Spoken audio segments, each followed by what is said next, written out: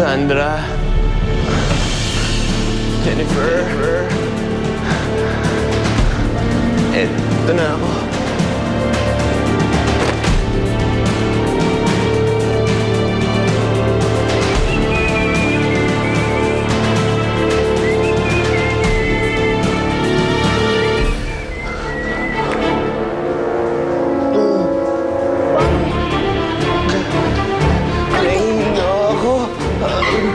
Akala mo makakalayo ka rito, ha?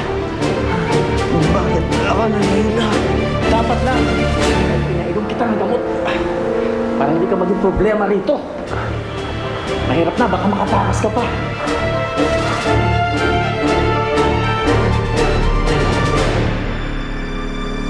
Jacob?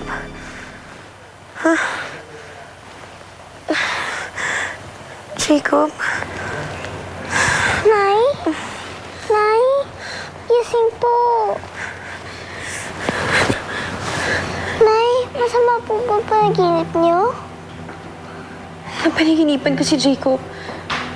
Gustong-gusto niya nang umuwi kaso may pumipigil sa kanya. Ako na po si tatay?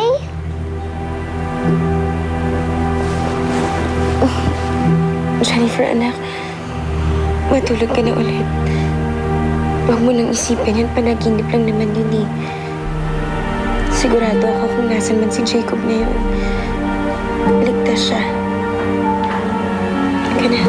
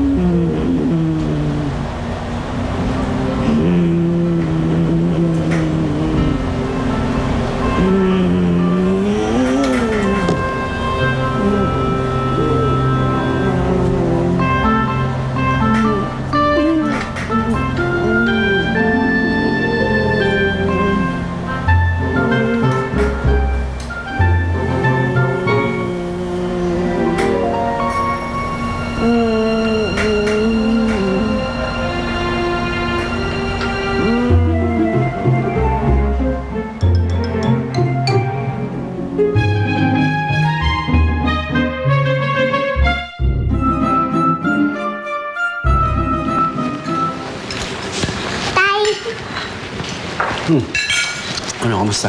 Anong balita doon sa mansyon? Tay, hindi naman effective eh. Si Jennifer ang laging katabi ni nanay. Ako, katabi ni Lola Maria. Siyempre, anak. Bisita ka lang doon eh.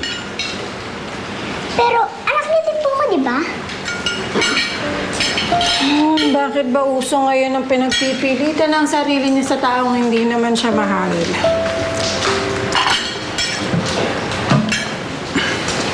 Anak, huwag ka makikinig doon, ha?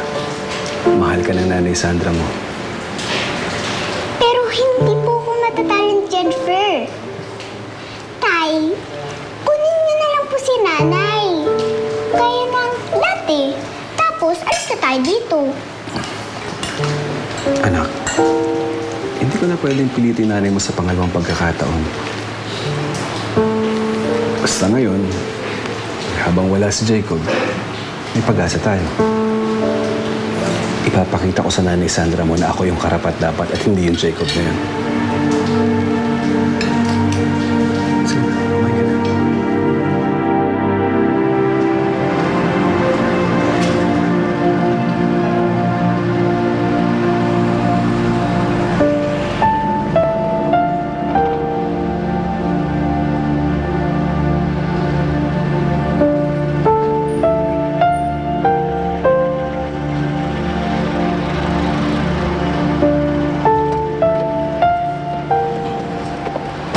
Pare, ito yung hinahanap mong lumang litrato.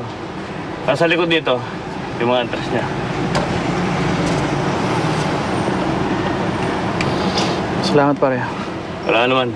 Salamat din. Pare, tuloy na ako. Sige.